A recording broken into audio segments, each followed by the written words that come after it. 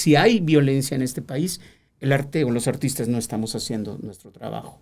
Si hay delincuencia en nuestro país, los artistas no estamos haciendo lo suficientes para generar mejores condiciones de convivencia social. Trump nos denigra a nosotros porque necesitaba un enemigo y los enemigos fueron los migrantes perfectos para su campaña. Nosotros no podemos estar a merced de lo que a él le interese o a él le convenga, ¿no? Una de las lecciones que tiene esta película es que nosotros somos un titán que no nos atrevemos a reconocer. Para todos los que les encanta esta frase de México mágico, yo creo que ya por fin vamos a tener una fiel y digna representación. Y para que los fanáticos del cine, y que como siempre les decimos que vean cine mexicano, entonces hoy estamos con Carlos Santos y estamos con Silverio Palacios, que nos vienen a hablar de una película muy bonita, una película muy increíble, llamada Loco México Mágico. Pero, pues, bueno, primero que nada, bienvenidos, muchísimas gracias. Al contrario, gracias por invitarnos. Gracias, Marlene, por invitarnos. Y bueno, cuéntenme en sus propias palabras, o sea, más como a detalle, sobre lo que representa ahora esta película. Mucha comedia, pero también mucha introspección. Maestro, por favor. Desde luego yo voy a empezar a hablar para presentar a nuestro director, Carlos Santos, quien es el creador, guionista, director de esta película, concertador de todo el talento en todos los sentidos. Y bueno, pues la película es una historia maravillosa donde en este caso me toca interpretar a un presidente municipal del municipio de Alvarado, Veracruz. Se le ocurre hacer una película mexicana para lanzar al estrellato a su hijo adorado.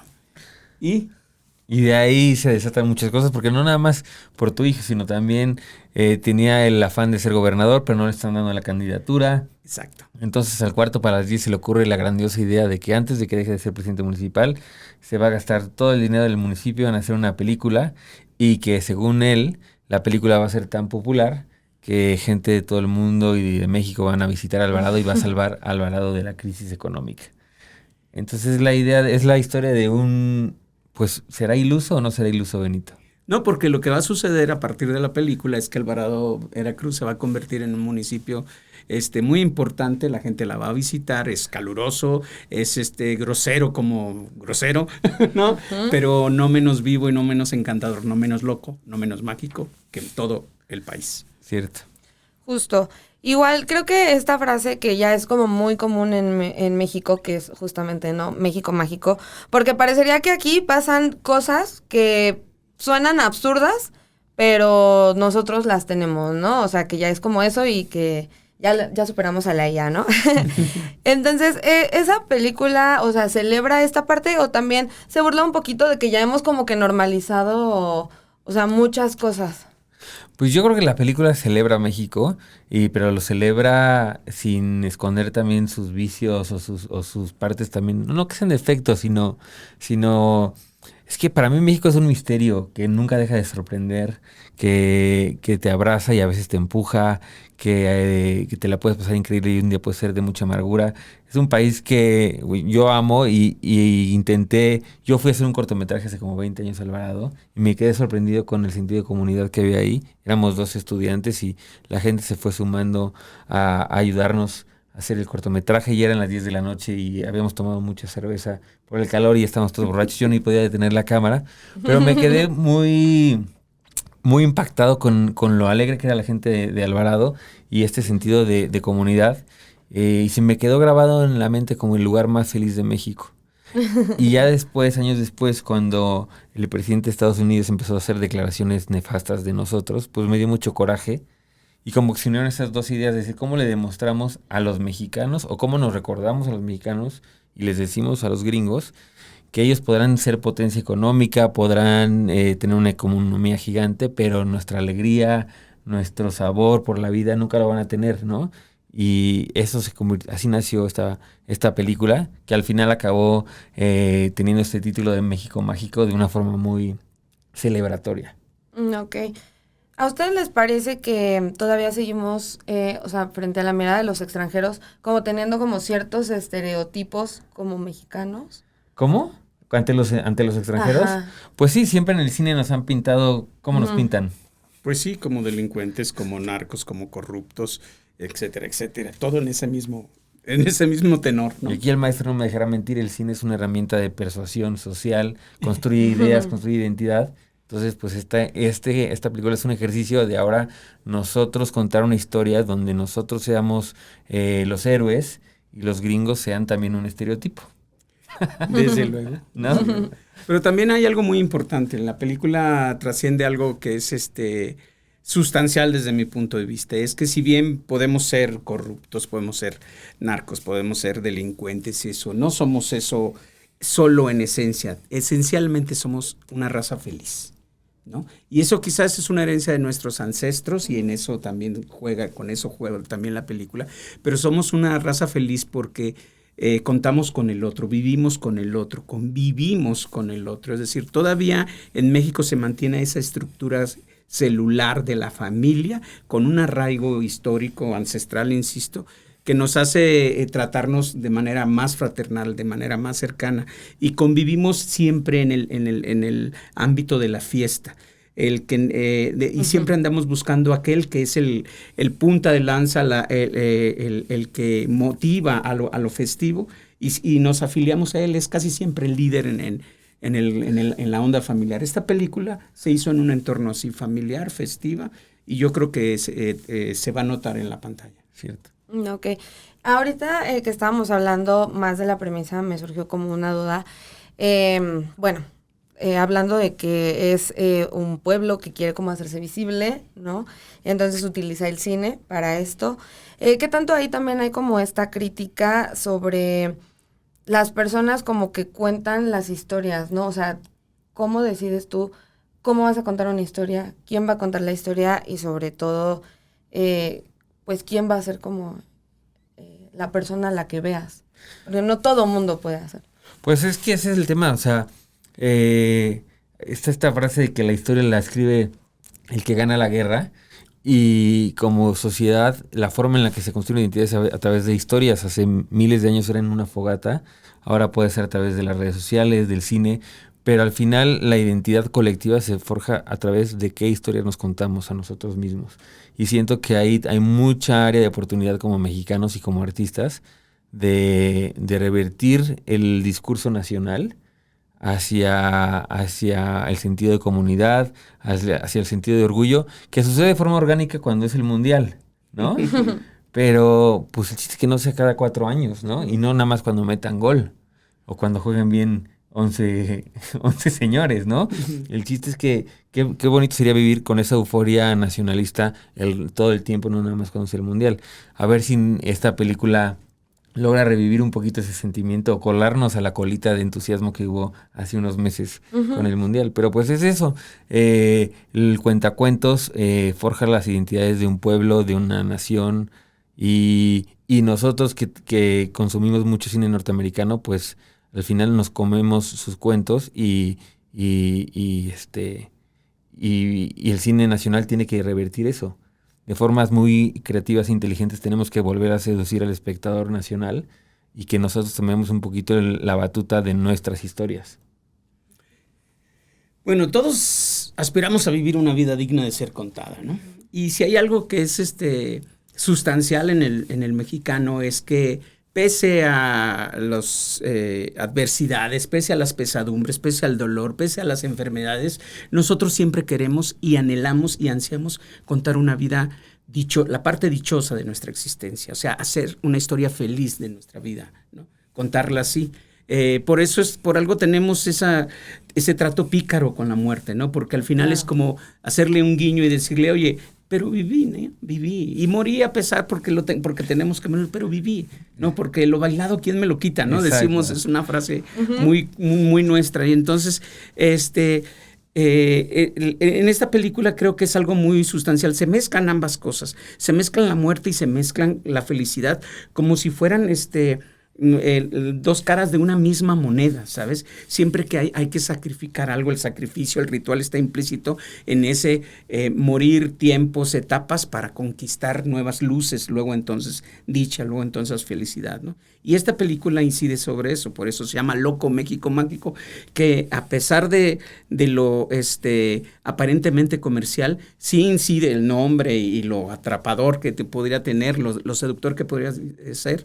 sí incide en algo que tiene que ver con esta disposición para ser feliz a pesar de la pequeñez como ser humano que somos, ¿no? Ok. O sea, es mucho más profundo de lo que parece el título. Sí. Es mucho más profundo desde mi punto de vista. Y sí, somos una raza esencialmente feliz y había que reivindicarlo. Ah, ok. A través del cine, a través del ritual, a través de lo que sea. Claro.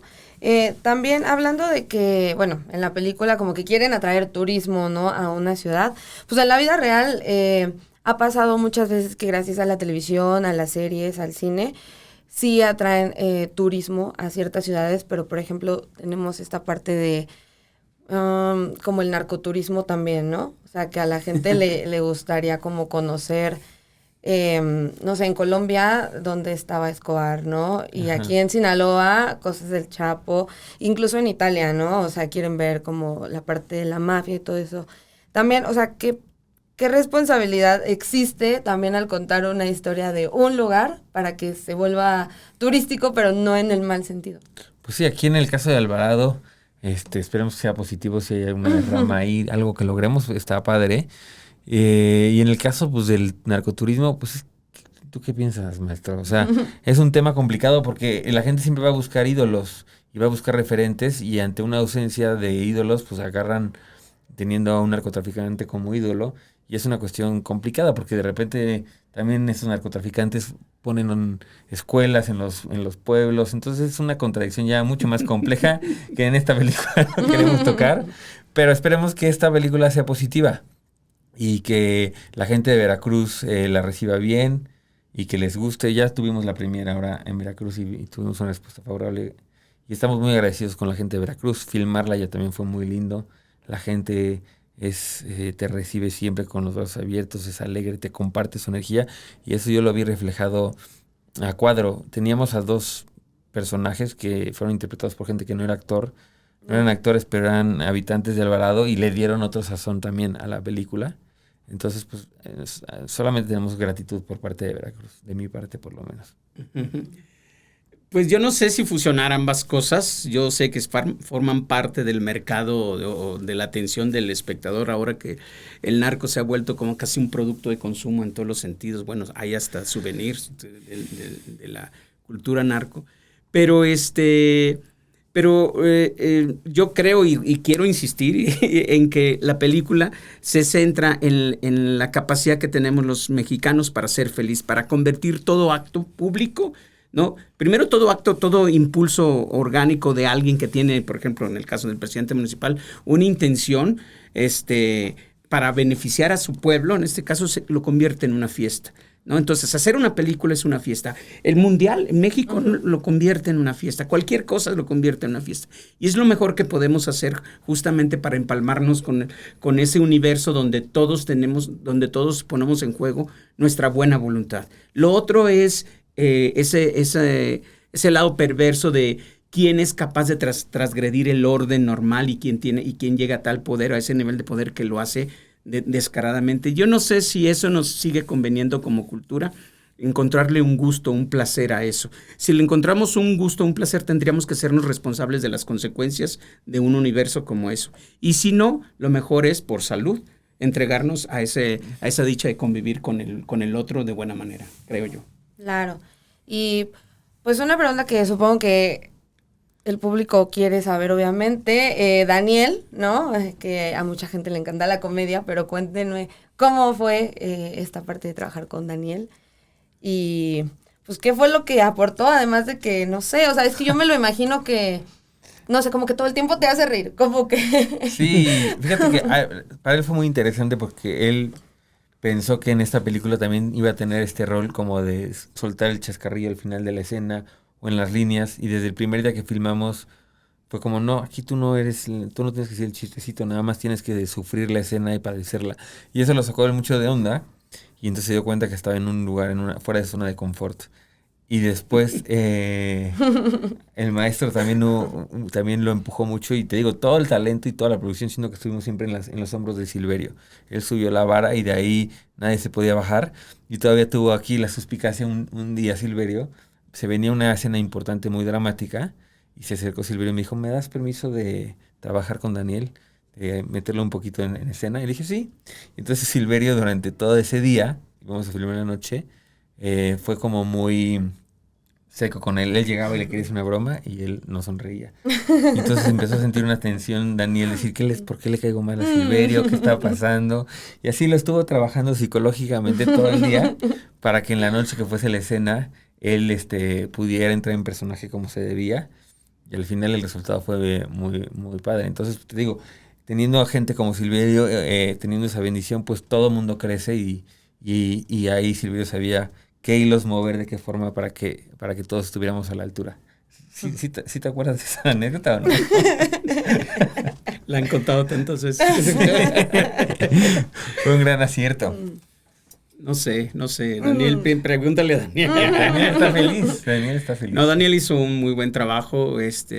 Sin duda se dio cuenta que no iba a comportarse como él lo hace, como lo que es, como el talentoso, como el joven de las redes, que proyecta una personalidad muy especial. Y aquí pues tenía que interpretar un personaje, ¿no? Que era este personaje del cineasta local que siempre anhela, que existe en todos los pueblos. Ajá. Tengo un amigo en Tijuana que apenas la vio, porque ustedes hicieron una exhibición en Tijuana, fue y vio la película y dice, maestro, no puede ser, es que no sabe cuántos nos identificamos con ese Juan, ¿no? Esas cosas. Porque son aquellos jóvenes que quieren hacer algo en su pueblo, pero no pasan de ser los videos oficiales del partido político al que están afiliados o del gobierno en turno, lo que sea. En fin, por necesidad. Y entonces hay muchos cineastas frustrados en muchos municipios y Juan es uno de ellos.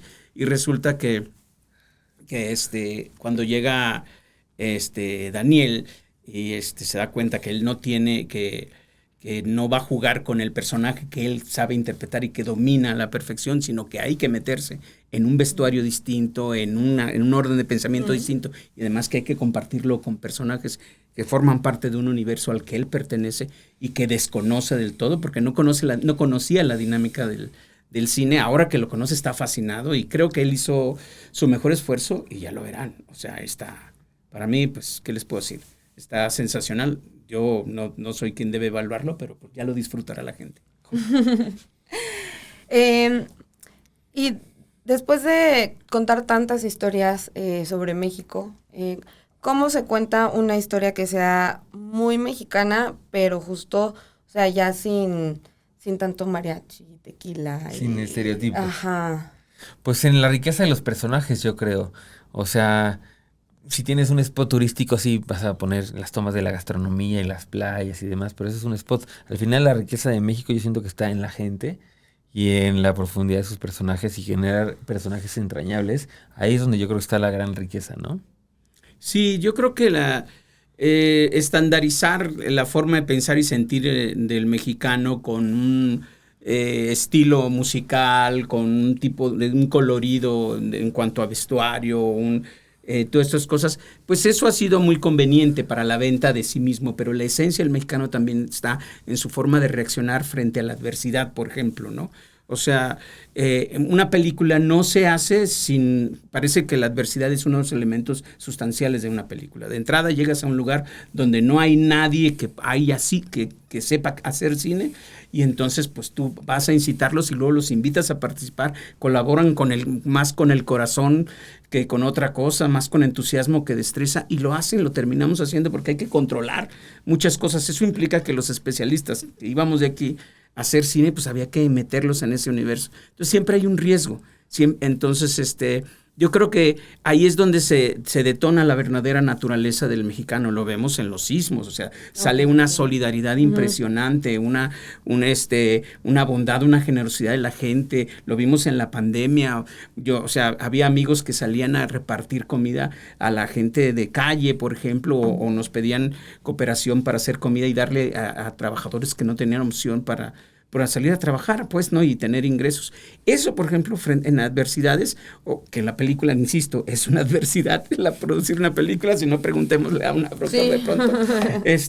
Ahí es donde se da la naturaleza del mexicano, y eso habría que reivindicarlo, no solo con el cine, sino con historias dignas de contarse. Sí, porque, bueno, también regresando un poco a lo que decías de cuando escuchaste cómo hablar a Trump sobre México, Aparte de lo que piensan como los extranjeros, también cuál es como esta responsabilidad de contar también historias, porque no nada más son extranjeros, a veces como que uno como mexicano también como que se cree como esas cosas de nuestro país, ¿no? Sí, justo. Además, yo pondría la visión de los extranjeros en segundo plano. Lo importante es nuestra autopercepción.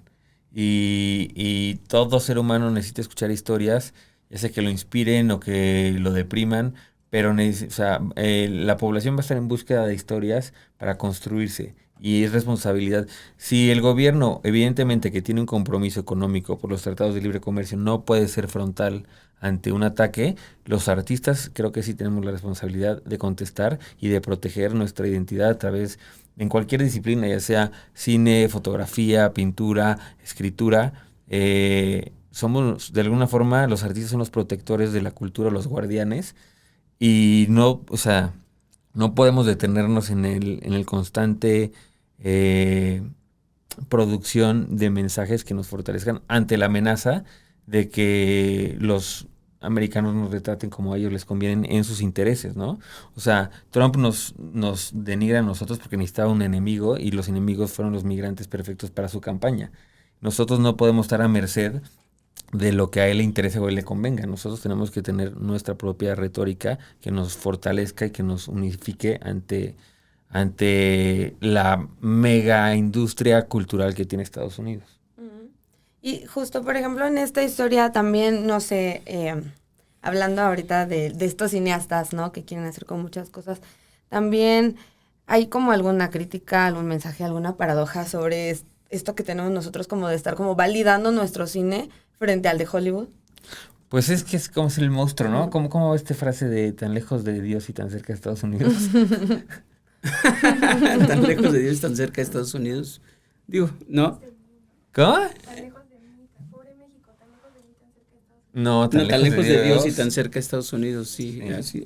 Sí. Pues ¿cómo la veo? Pues la veo, bueno, pues es quizá un criterio que ha querido perpetuarse de alguna manera, pero yo sí creo también que tenemos que, en México, como en muchos países que de pronto se entregaron a esa inercia del súper desarrollo, por llamarlo de alguna manera, si te quieres desarrollar tienes que subirte a esta inercia del mercado mundial, ¿no? México, como muchos países, decía que se metieron a eso, corremos el riesgo de perder la identidad, ¿no? Porque el mercado necesita necesariamente diversificar el producto. Y tristemente, cuando llegamos cuando las razas, cuando las etnias, cuando los criterios se convierten en el producto de consumo, ahí es donde se extravía la identidad. Uh-huh. Y nosotros como mexicanos nos están vendiendo como narcos, como delincuentes, a eso me refiero como producto de consumo, ¿no? Como corruptos, etcétera. Entonces, ya fuimos en algún tiempo charros, cantores, enamorados, simpáticos, dicharacheros, y el cine nos patrocinó esa marca, ¿no? Por supuesto, esa imagen. Y necesitamos reivindicarlo de otra manera, porque ahorita yo si me voy a Europa y me pongo una tejana, van a pensar que soy narco con esta cara, ¿no? Con este aspecto, por supuesto. Y no van a pensar que soy, por ejemplo, un norteño que canta canciones, corridos, de enamorado. No, van a pensar que soy narco. Entonces, hay que diluir eso para que pase como mecánica de consumo para estar reivindicándonos siempre como mexicanos, con todos nuestros valores, que son diversos, son muchísimos, ¿no? Y lo vemos de extremo a extremo, porque somos un país inmenso. En nuestro país, en todo territorio mexicano, ustedes saben, caben muchos países europeos. Y además hay una diversidad de culturas, diversidad de comida, diversidad de acentos, el veracruzano, claro, etcétera, etcétera, que si no los podemos presumir al mundo, bueno, o sea, no sé qué estamos esperando. Siento yo que el arte, ya lo dijo de otra manera, se encarga del estado de salud del espíritu social. Y es indispensable estar atentos al estado de salud del espíritu social. Si hay violencia en este país, el arte o los artistas no estamos haciendo nuestro trabajo. Si hay delincuencia en nuestro país, los artistas no estamos haciendo lo suficientes para generar mejores condiciones de convivencia social. Y así podría seguir. Ay, qué fuerte. ¡Qué fuerte! Sí. Y oigan, ¿cómo ven después de su paso ya este recorrido que tienen, que ya estamos como a nada de poder ya ver la película en la pantalla grande para todos? Pero ¿cómo han visto también el recorrido de la película? No sé, le auguran un señor influencer que se volvió de culto. ¿O cómo la ven? Como que, o sea, pues estamos ansiosos a ver cómo reacciona la gente. O sea, tú puedes hacer tours y irla presentando y si vas teniendo como un poquito de pulso de la respuesta a la gente, pero sí sucede algo hasta que la sueltas y está de repente en 1000 salas, que cobra vida propia y no sabes cómo la gente la va a hacer suya. De repente hacia dónde va a tornar la conversación. Esperemos que la tomen con mucho cariño, que inspire un poquito y si no, pues ya lo vamos a volver a intentar, ¿no? Yo creo que se está haciendo patente la necesidad de un cine de utilidad social, que rompa las barreras de lo comercial, de lo artístico, del cine de autor, del cine de género, de comedia, de terror. Que sea un cine donde la gente vaya, se vea reflejada, se identifique y dice y salga con la responsabilidad de decir, yo voy a cambiar mi actitud para contribuir a que en mi entorno mejore, por lo menos el más cercano, ¿no? Necesitamos hacer de la historia de México nuestra película propia y no que otros la cuenten, ¿me explico? Porque otra vez, todos tenemos necesidad de ser protagónicos de nuestra propia existencia y México está urgido de eso y que no te digan que México somos tal, sino nosotros tenemos que reivindicar lo que somos. Amén. Me encanta, bueno, me encantó. Y bueno, ya nada más para finalizar, cuéntenme qué les falta. Ya vamos a tener alfombra roja, ya vamos a tener estreno, y pues también, o sea, para que la gente se entere y obviamente no se la pierda y obviamente la vaya a ver al cine. Pues ya, estamos a nada, mañana es nuestra premier, pero el estreno importante es el 13 de agosto, este jueves 13 de agosto, por favor vayan al cine, es muy importante el primer fin de semana para que la peli no se caiga y nos las dejen en muchas salas y cobre su vida propia. No se la pierdan, por favor, este 13 de agosto van a disfrutar a Silverio.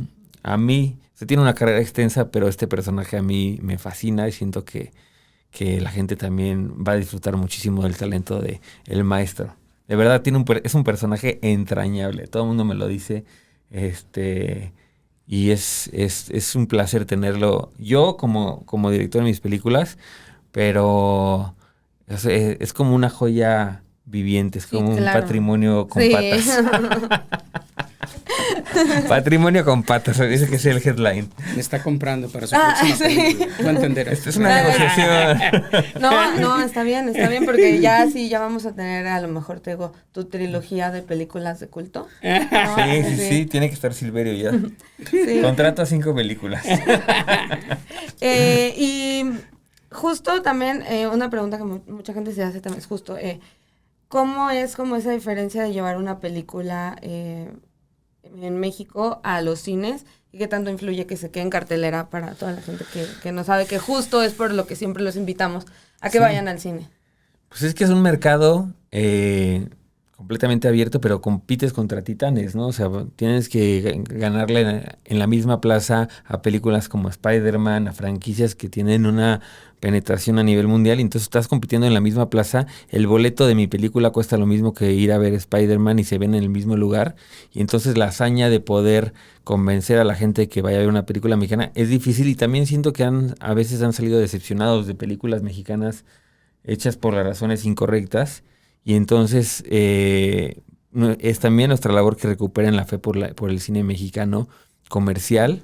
Es como dices, está muy polarizado, ¿no? O es muy de arte o está hecho como con un poquito de nada más un fin lucrativo, ¿no? O sea, películas que como que no tienen alma. Y esperemos que esta película ayude a que recuperen la fe en el cine mexicano comercial, en que no se parezca, que no se contemple como un riesgo comprar un boleto de una película mexicana. De nuestra parte, yo sí puedo decir que yo y mi crew y el talento le metieron todo el corazón. Está hecha con mucho amor, con mucho corazón, y nos tomamos muy en serio la compra del boleto del cine. Es decir, si nosotros estamos pidiendo a la gente que salga de sus casas y que dé 200, 300 pesos en boletos, pues es nuestra responsabilidad entregar un producto que permita que salgan contentos y satisfechos de la sala de cine. Entonces yo sí, por lo menos yo lo di todo en esta película. y sí lo digo en voz alta, va a valer la pena verla, vale la pena comprar el boleto.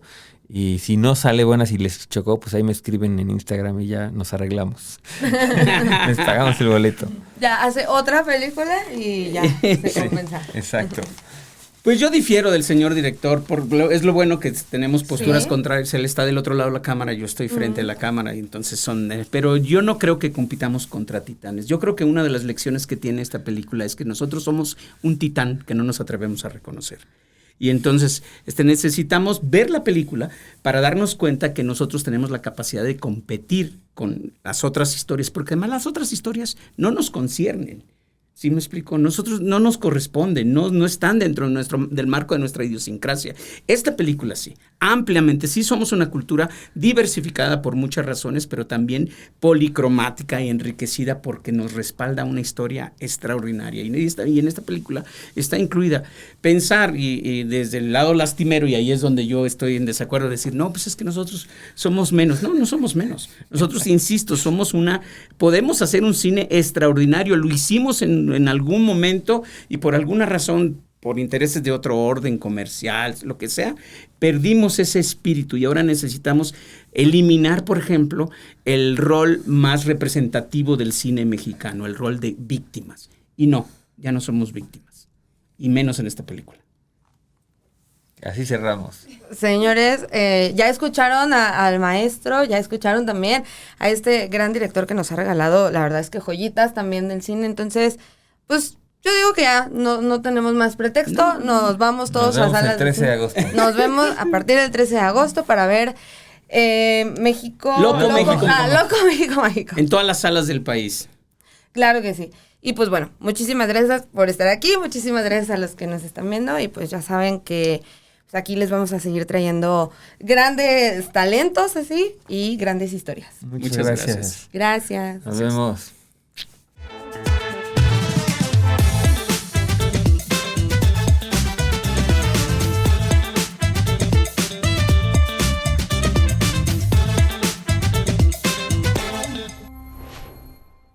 Oye, tenemos más información para ti. Visita el canal de El Universal y suscríbete para estar actualizado.